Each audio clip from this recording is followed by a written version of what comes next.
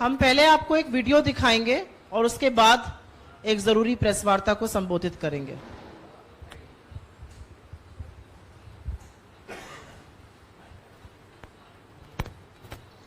हाँ विनेश, ये तो मेरे ही परिवार की है। तो विनेश, मैं पूरे परिवार को तुझे जानता हूँ, सुबह दिन रात नहीं देख सकता।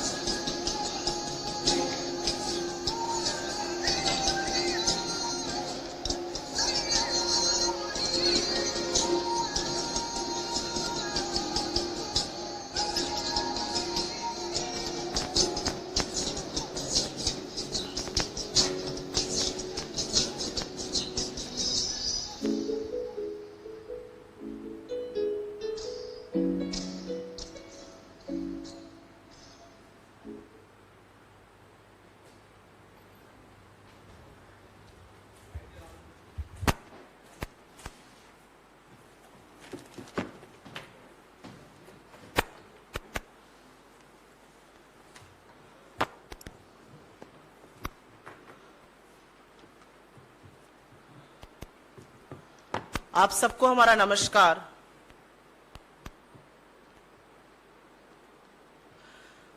मेरे साथ मेरी मित्र और कोलीग महिला कांग्रेस के अध्यक्ष सुश्री नीता डिसूजा जी हैं, संजीव सिंह जी हैं। मुझे नहीं पता आपको ये वीडियो देखकर क्या लगा, लेकिन मैंने भी पहली बार पूरा वीडियो यहीं पर देखा।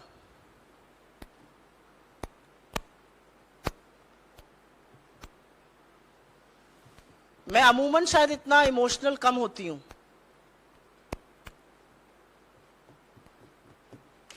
इस देश की सबसे होनहार बेटियां, इस देश की वो बेटियां जो अपनी पीठ से बड़े बड़ों को पटकनी देकर चारों खाने चित्त कर देती हैं। इस देश की वो बेटियां जब वो मेडल लाती हैं तो लोग लालायित होकर उनके साथ फोटो खिंचवाते हैं। उनको सड़कों पर ऐसे घसीटा जा रहा है कि वो मुजरिम हो। उनको सड़कों पर इस कदर बेइज्जत किया जा रहा है कि उन्होंने गलत किया हो। ये देश की वो बेटियां हैं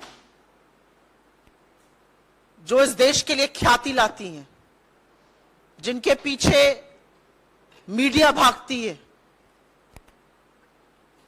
जिनके साथ खड़े रहने में प्रधानमंत्री को भी गर्व का अनुभव होता है, जिनको वो ये कहकर संबोधित करते हैं कि तुम मेरे घर की बेटी हो, तुम्हें निराश मैं नहीं देख सकता हूं।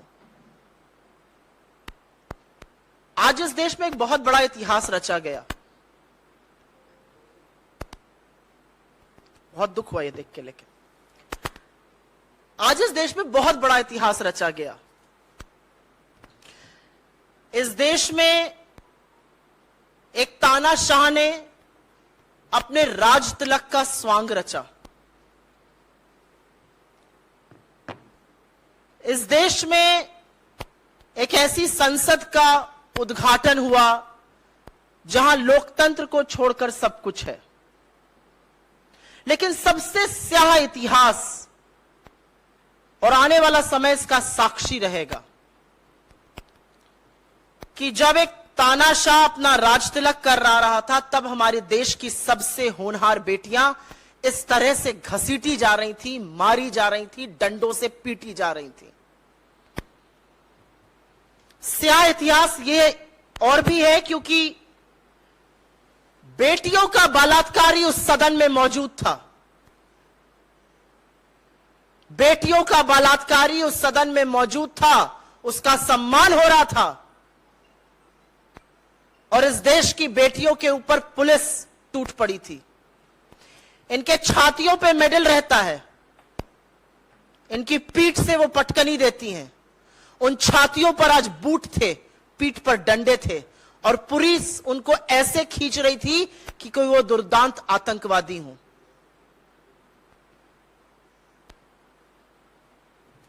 आज इस देश में वाकई में इतिहास रचा गया है। हाथापाई करी गई उनके साथ। और ये क्या कर रही थी लड़कियां? 1 महीने से ऊपर इस देश की सबसे होनहार, सबसे वीर बेटियां जंतर मंतर पर बैठकर आपसे न्याय की गुहार कर रही हैं। न्याय देना तो दूर, आपने उनको आतंकवादी घोषित कर कर उनके साथ यह दुष्चार किया है। कुछ सालों पहले एक दिवंगत प्रधानमंत्री ने आज के प्रधानमंत्री से राजधर्म की बात करी थी। आज जब राजदंड के नाम पर एक सोने नामी की छड़ी लेकर प्रधानमंत्री चल रहे थे, उस समय देश की बेटियों के साथ यह हो रहा था। और मन में एक सवाल जरूर उठता है कि क्या तानाशाह इस कदर सत्ता के अहंकार में चूर्ण है कि उसको कोई फर्क नहीं पड़ता है? दिल्ली को छावनी बना दिया गया, किसी को आने की दिल्ली के अंदर इजाजत नहीं है। उन लड़कियों को सिर्फ घसीटकर मारा ही नहीं गया, डिटेन किया गया, उनका सामान फेंक दिया गया। मेरी कोलीग यहां पर हैं, वो आपको और विस्तार में बताएंगी कि जब महिला कांग्रेस के हमारे सहकर्मी वहां पर गए तो उन्होंने क्या विभत्स दृश्य देखा। लेकिन वो 1 महीने से न्याय की गुहार कर रही हैं, और न्याय के नाम पर सिर्फ और सिर्फ सरकार की चुप्पी और ये जो आज बर्बरता हुई है, ये नजर आ रही है। कुछ लोग पूछते थे, और आज ये सवाल अपने आप में ज्यादा बड़ा हो जाता है, कि भारत जोड़ो यात्रा का मतलब क्या है? क्यों कर रहे हैं आप लोग भारत जोड़ो यात्रा? देश टूटा ही कहां है? आपको ये टूटा देश नहीं दिखता है? आज जिस तरह से साक्षी मलिक को या विनेश फोगट को या बजरंग पुनिया को जिस तरह से खींच खींच कर लताड़ा जा रहा था, जब नए संसद का उद्घाटन हो रहा था तो हमारे देश की बेटियों का चीरहरण हो रहा था। इतिहास इस बात का साक्षी बना है आज। और अगर यह देखकर भी एक सभ्य समाज चुप रहेगा तो वह समाज सड़ चुका है, गल चुका है। उस समाज को अपने आप को सभ्य कहने का कोई अधिकार नहीं है। देश का प्रधानमंत्री सत्ता के नशे में ऐसा चूर्ण है कि उसको लग रहा है वो राजदंड का प्रतीक लेकर एक नई संसद का उद्घाटन कर रहा है। दीजिए राजदंड और निभाइए राजधर्म। राजधर्म आप तब निभाइएगा जब आज शाम तक बृजभूषण शरण सिंह को आप निकाल फेंकिएगा। आज भी वो आदमी कुश्ती संघ फेडरेशन का अध्यक्ष बना हुआ है, आपका सांसद है, संगीन आरोप है उस पर, पॉक्सो जैसे आरोपों से दबा हुआ है वो, और वो ललकार रहा है हमारी बेटियों को। ये वो बेटियां हैं जिनको आप अपने घर की बेटी कहते थे। क्या हो गया है मोदी जी आपको? और अगर किसी को भी लगता है कि एक इमारत बना जाने से आप इतिहास रच देंगे, तो मैंने पहले भी कहा है, सीमेंट, बालू और स्टील की इमारतें इतिहास नहीं रचती। इतिहास आपने रच दिया आज, और इतिहास बहुत स्याह रचा इन बेटियों को देखकर। किसके अंदर आप ये सोच सकते हैं आज कौन अपनी बेटी को भेजेगा कुश्ती लड़ने के लिए या कोई भी स्पोर्ट्स करने के लिए? ये बेटियां बलात्कार का, यौन शोषण का आरोप लगा रही हैं। 2021 में विनेश फोगट ने प्रधानमंत्री को इस बारे में आगाह किया था। प्रधानमंत्री ने उस बारे में क्या किया? आज सवाल यह उठ रहा है। आज सवाल यह है कि आप जवाब नहीं दे सकते, आप कार्यवाही नहीं कर सकते, लेकिन आप इन बेटियों के साथ यह बर्बरता कैसे कर सकते हैं? आज हर स्वर, हर औरत यह सवाल पूछ रही है आपसे। यह मुद्दा बीजेपी की सांसदों का, महिला नेत्रियों का अब नहीं रह गया है, क्योंकि उनके अंदर का जमीर सत्ता की लोलुपता में मर चुका है। वो अपने आप को महिला और मां कैसे कहती हैं मुझे नहीं पता।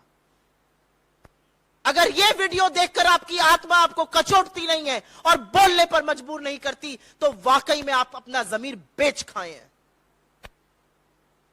हम इस मंच से मांग करते हैं और बार बार यह मांग करते हैं कि ब्रजभूषण शरण सिंह को तत्काल बर्खास्त किया जाए, कार्रवाई हो और सरकार अपना दम और अहंकार छोड़कर इन बेटियों की बात सुने। ये बेटियां क्या मांग रही हैं? 76 साल हम आजादी के मना रहे हैं। प्रधानमंत्री ने आज सवेरे कहा 9 सालों में महिलाओं की गरिमा की रक्षा हुई है। जी नहीं मोदी जी, आपने महिलाओं की गरिमा का चीरहरण किया है। आपकी पुलिस की बर्बरता, आपकी पुलिस की नाकामी, आपकी पुलिस की निरंकुशता सारे देश ने देखी है। ये बेटियां आपसे न्याय मांग रही हैं। राजदंड और राजधर्म के जो दुहाई देते हैं, वो पहले बेटियों को न्याय देने की बात करिए। मैं पहले नड्डा जी से कहूंगी वो अपना ओपनिंग वक्तव्य बोले और उसके बाद हम आपके इस पर सवाल लेंगे।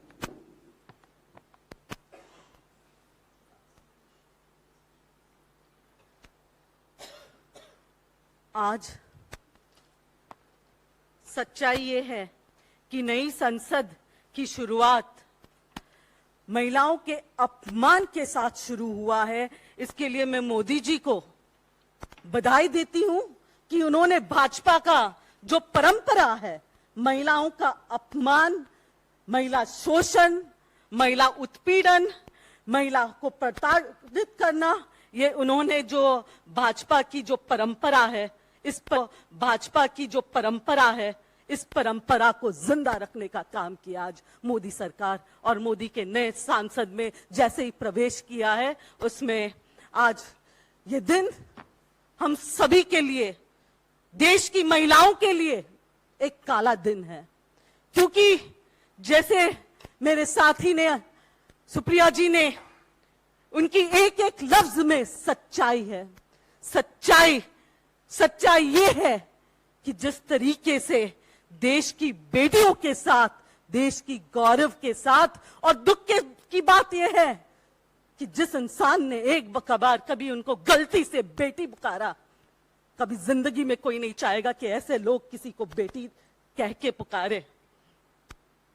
उस बेटी के साथ और उन बेटियों के साथ जो हुआ है, वो आज किसी से नहीं छुपा है, देशवासियों से भी और देश के बाहर रहने वाले लोगों से भी नहीं छुपा है। आज का दिन भारतीय इतिहास में महिलाओं के लिए खास करके, जिस तरीके से भारत के गौरव को जिन बेटियों ने अपने सीने पे मेडल्स लेके आए, उन बेटियों के सीने पे पुलिस के जूते, उन बेटियों को रगड़ा गया, खींचा गया, और उन बेटियों के हाथ में देश का झंडा था। कोई तालिबानी नहीं थे वो लोग। देश के झंडा के साथ आज अपमान हुआ है। बेटियों के हाथ में झंडा था, झंडा तक गिर गया।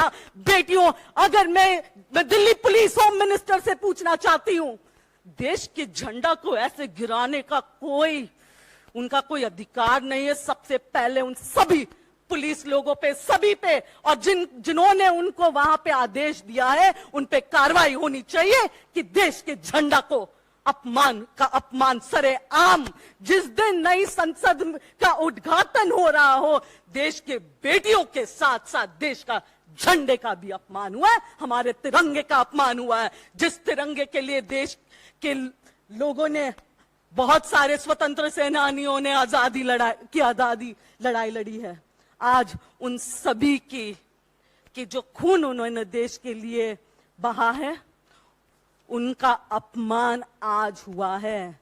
एक और इनका अपमान, और दूसरी ओर संसद के अंदर यही ब्रजभूषण। मैं पूछना चाहती हूं प्रधानमंत्री जी से कि क्या लोकतंत्र यही है? क्या आज एक अपराधी सदन के अंदर और दूसरी ओर बेटियों पे जो उनके आदेश के हिसाब से दिल्ली पुलिस ने किया है, क्या बेटियों के अपराधी बीजेपी सांसद की मौजूदगी लोकसभा के अंदर, नए लोकसभा के अंदर, क्या यही मोदी जी का न्यू इंडिया है? न्यू इंडिया के नाम पे लोगों को बेवकूफ बनाना बंद कर दे। देश की जनता, देश की महिलाएं, देश की बेटियों के लिए, देश की बेटियां जो हैं अब बहुत जल्द एक होने वाले हैं। और आज मैं यकीन के साथ ये कह सकती हूं कि देश के कोने कोने में जिन बेटियों ने ये देखा है, जिन माओं ने ये देखा है, वो कतई चुप नहीं बैठेगी। और यहीं से इन लोगों की, इस भाजपा सरकार की जो तानाशाही का अंत होने के जो दिन है वो नजदीक आ रहे हैं। ये देखिए, बेटी के साथ साथ देश के झंडे का अपमान, भारत के तिरंगे का अपमान है ये। भारत के तिरंगे का अपमान भारत की बेटियों के साथ साथ देश की एक भी बेटी सहन नहीं करेगी। मोदी जी, मोदी सरकार, मैं इस प्रेस वार्ता के माध्यम से देश के कोने कोने में बैठे हुए बेटियां, माताएं और देश की जनता से कहना चाहती हूं, आज अगर ये बेटियां जो एक वक्त पे, जिनके लिए इसी प्रधानमंत्री जी ने रेड कारपेट वेलकम किया, आज अगर उनके साथ ये हो सकता है तो आम बेटी के साथ क्या हो सकता है। उठो, जागो, ये वक्त आ गया है। भगवान न करे कल ये हम में से किसी की बेटी हो या हम में से कोई हो, अब वक्त है एक होने का। बहुत धन्यवाद। और मैं आपको दोबारा से यह दिखा देना चाहती हूं, जो विजुअल्स आपने स्क्रीन पर देखे, जैसा कि नड्डा जी ने कहा, ये संगीता और विनेश फोगट है और ये एक दूसरे को बचा रही हैं। और तिरंगा जो लेके चल रही थी वो सड़क पर पुलिस की बर्बरता से फेंका गया। ये साक्षी मलिक है, जिसके नाम से बड़े बड़े रिंग के अंदर कांप जाते हैं, उसको पुलिस ऐसे पकड़ रही है कि कोई दुर्दांत आतंकवादी हो। ये ब्रजेश पुनिया है। ये सब वो लोग हैं जिनके साथ मोदी जी ने तमाम तस्वीरें खिंचाई। ये वो तस्वीरें हैं, क्योंकि जब तस्वीर खिंचाने का वक्त आता है तो ये मोदी जी तस्वीरें खिंचाने पहुंच जाते हैं। विनेश फोगट और साक्षी मलिक के साथ, अपने परिवार की बेटियों के साथ मोदी जी की ये कुछ तस्वीरें हैं। मुझे नहीं पता कि मोदी जी ने आज के विजुअल्स देखे हैं कि नहीं देखे हैं, लेकिन एक बात ये सच है कि आज जो हुआ है इस देश में, आज जो हुआ है इन बेटियों के साथ, वो वाकई में एक काला दिन है। और इस बात का साक्षी है, आज इतिहास रचा गया है, सबसे स्याह इतिहास इन बेटियों के साथ। और इतिहास साक्षी रहेगा कि कैसे एक प्रधानमंत्री अपने आप को सम्राट समझकर, अपनी प्रजा को 5 किलो अनाज बांटकर, सत्ता के अहंकार में इतना चूर्ण है कि जिस दिन नई संसद का उद्घाटन होता है, उस दिन वहां से 1 किलोमीटर की दूरी पर हमारी देश की बेटियों का चीरहरण होता है और सम्राट ने अपनी आंखों पर पट्टी बांधी हुई है।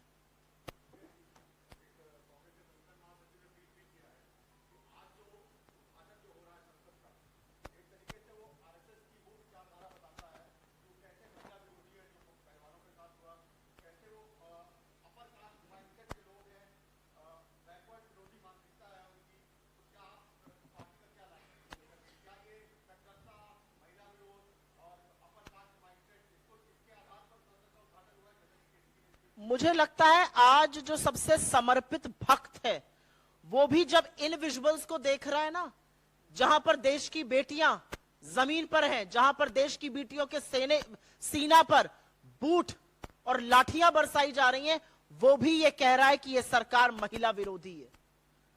जो संगठन महासचिव कह रहे हैं वो पूरी तरह से सच कह रहे हैं।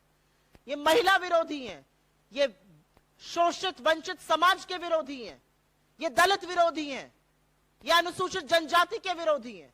अगर नहीं होते तो सवाल वही है, मूल सवाल क्या है? आज आप कितनी भी कंट्रोवर्सी बनाने की कोशिश करिए, आज मूल सवाल संसद के उद्घाटन का यह है कि संसद के उद्घाटन का हक इस देश की महामहिम राष्ट्रपति को था। वो राष्ट्रपति जो पहली नागरिक है इस देश की, जो सुप्रीम कमांडर ऑफ फोर्सेस हैं, जो संविधान की अभिभावक हैं, और यह गर्व की बात है कि वो अनुसूचित जनजाति से आती हैं, उनको इस हक से वंचित करने का काम जो प्रधानमंत्री कर रहे हैं, अगर ये उनका महिला विरोधी, अगर ये उनका अनुसूचित जनजाति का विरोध, राष्ट्रपति कोविंद को ना बुलाना शिलान्यास में दलित विरोधी होना नहीं है तो क्या है? लेकिन आज जो इस देश की बेटियों के साथ इन्होंने कर दिया, वो जो आरएसएस का मूल मंत्र है, जो आरएसएस का महिला विरोधी चेहरा है, जो उनका चाल चलन है, वो साफ तौर से दिखाता है। और इसको कोई भी व्यक्ति किसी भी तरह से जस्टिफाई नहीं कर सकता है।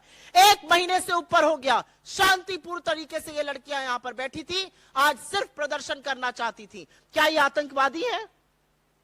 क्या ये समाज के लिए खतरा है? क्योंकि यही लड़कियां जब सीने पर मेडल लेकर हमारा गर्व से सीना चौड़ा करती है तो लपके हुए प्रधानमंत्री जाके फोटो खिंचाते हैं। कैसे इसको जस्टिफाई किया जा सकता है? कौन इस पर चुप रह सकता है?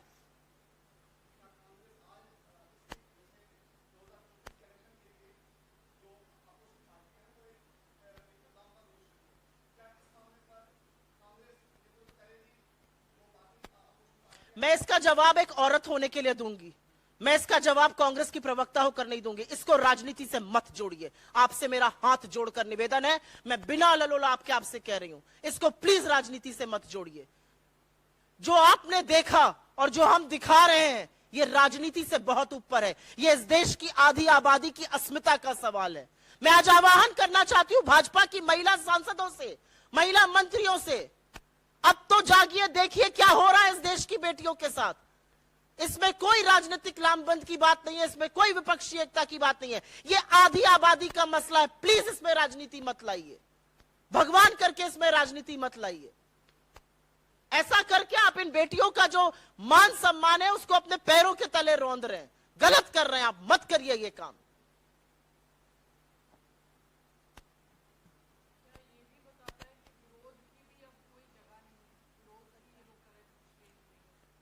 मैं भी नेताजी को भी इस पर बोलने के लिए रिक्वेस्ट करती हूं। एक लोकतंत्र का मंदिर कहा जाता है संसद, उस इमारत का उद्घाटन हुआ, एक राज तिलक हुआ, विपक्ष कहां था?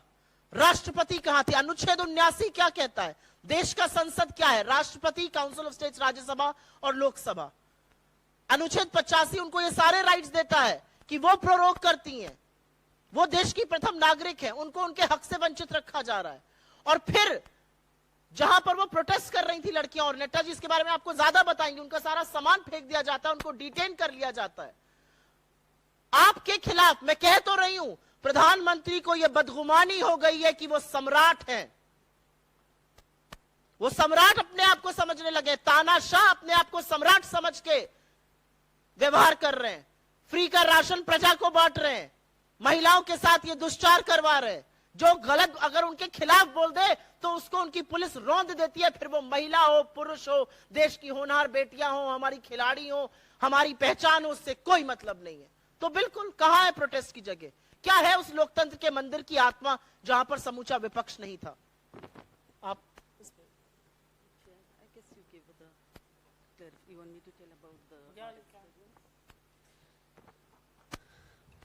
एक महीने पहले जिस दिन हमारी देश की गौरव ने वहां पे दोबारा वहां पे जंतर, आप सभी को पता है कि 3 महीने पहले भी, यानी कि 4 महीने पहले उन्होंने ये धरना शुरू किया था, उनको वहां से उठाया गया और उसके बाद 3 महीने तक जब कोई कार्रवाई नहीं हुई सरकार की ओर से, 3 महीने तक जब एफआईआर तक दर्ज नहीं हुई। आप सोचिए, हम उस देश में जी रहे जहां पे 0 एफआईआर होता है। जब कोई एफआईआर दर्ज नहीं हुई 3 महीने तक, उसके बाद देश की बेटियां और साथ ही बजरंग बली वाला बजरंग पूनिया, हमें बजरंग बली पूनिया पे गर्व है कि उन्होंने बजरंग बली होने का फर्ज अदा किया, हनुमान बने वो हमारी इन बेटियों के लिए, देश की गौरव के लिए। और इन्होंने दोबारा 1 महीने पहले यहाँ पे धरने पे बैठ गए थे। उस दौरान क्योंकि पहले उनको कोई भी 3 महीने तक उनको गुमराह करते गए, तो इन लोगों ने, देश के रेसलर्स ने ये मंच सभी के लिए खोल दिया, कोई भी सभी राजनीतिक पार्टीज के लिए भी। आप ये नोट कीजिए, पहले जब वो 4 महीने पहले जब वो धरना पे थे, तब उन्होंने सारे राजनीतिक पार्टियों से रिक्वेस्ट की थी कि वो इससे दूर रहे। 1 महीने पहले जब मैं उनको मिलने गई, जब उन्होंने ये मंच खोला, जिस तरीके से साक्षी ने पूरा मुझे उनके साथ क्या होता है, क्या हुआ है, कैसे ये पूरा गंध वहां पे फैला है, उन सभी के बारे में मुझे पर्सनली बताया साक्षी ने। मेरे रोंगटे कांप उठे। मैं यकीन नहीं कर पा रही थी कि जिस देश की बेटियों पे वो मेहनत भी करते हैं, मेडल्स भी जीत के आते हैं, और उस दौरान उनके साथ जो हुआ है वो शर्म की बात है। और साथ साथ ये बताया है कि इन्होंने ये बात वरिष्ठ सरकार के सबसे ऊपर जो भी बैठे हैं, प्रधानमंत्री जी तक भी ये बात अपनी पहुंचाई है। अब 1 महीने लगातार ये बेटियां जो है वो धूप में बैठे हैं वहां पे। हम लोग हमेशा वहां पे जाते थे उनसे मिलने, और इस 1 महीने के दौरान महिला कांग्रेस के बहुत सारे पदाधिकारी भी वहां पे गए हैं, उनके कैंडल मार्च में भाग लिया, सिर्फ उनको हिम्मत देने के लिए, क्योंकि बिल्कुल सही बात है, हम पहले महिलाएं हैं, उसके बाद राजनीति। हमने वहां से ये अपील भी किया है भाजपा के सारे महिला मंत्रियों से, 80 के करीब जो बैठे लोकसभा में भाजपा सांसद है, उनको हमने अपील किया कि वो पहले महिलाएं हैं और बाद में वो भाजपा ही है। उनसे रिक्वेस्ट किया गया कि वो आए और इस यहाँ पे देश की बेटियों की बात सुने। पर दुख की बात है, ना स्मृति ईरानी जी, ना निर्मला सीतारमण जी, ना एक भी भाजपा सांसद ने वहां पे आके इन बेटियों की बातें ना सुनने की हिम्मत दिखाई, ना उन्होंने आके उनको जो एक संवेदनशीलता होनी चाहिए इनमें, ना उन्होंने ये किया है। आज जिस तरीके से सारे गेट्स बंद कर दिया गया, क्योंकि जो महिलाएं हैं वो देश के कोने कोने से आ रहे थे उनसे मिलने के लिए, ये जो आज जो महापंचायत बुलाई गई, मैं एक सवाल पूछना चाहूंगी मोदी जी से और उनकी पूरे सरकार से कि वो इस महापंचायत से इतने डरे हुए क्यों हैं? वो तो एक नॉर्मल सिटिंग था, महिला पंचायत, महिलाएं आते, अपनी बात रखते, सुनवाई होती वहां पे।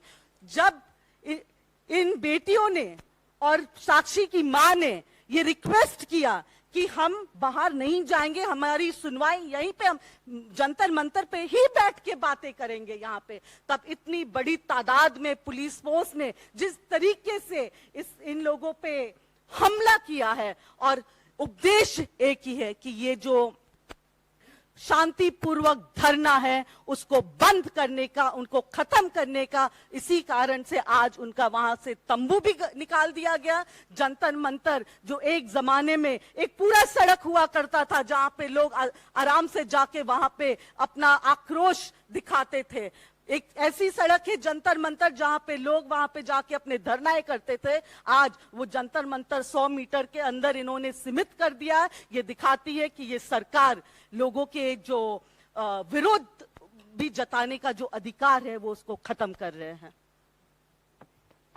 मुझे लगता है कि जैसा कि हमने आपसे कहा, हमारी मांग है, पॉक्सो जैसे गंभीर आक्षेप लगे हैं बृजभूषण शरण सिंह पर, और इस समय जरूरत है कि वो पहले रिजाइन करें, एक निष्पक्ष कमेटी, सुप्रीम कोर्ट के निर्देशित कमेटी इसकी जांच करे पूरे मामले की। और हम बार बार कहते हैं कि सत्ता और सरकारें जो हैं वो नैतिकता से चलती हैं, और नैतिकता यही कहती है कि जो इस व्यक्ति पर इतने गंभीर आरोप लगे वो इतने सर्वोच्च पद पर नहीं बैठ सकता है, और इसको पूरी तरह से बचाने का काम गृह मंत्री अमित शाह और नरेंद्र मोदी कर रहे हैं। और इसीलिए हम उनसे सवाल करते हैं, आप इतने गंभीर, इतने संगीन आरोपों से घिरे हुए व्यक्ति को बचाने का प्रयास क्यों कर रहे हैं? क्योंकि एक तरफ बेटियों का विश्वास और अस्मिता है और दूसरी तरफ इतने घिनौने आरोप हैं। इतिहास साक्षी है कि आप किस तरफ खड़े हैं।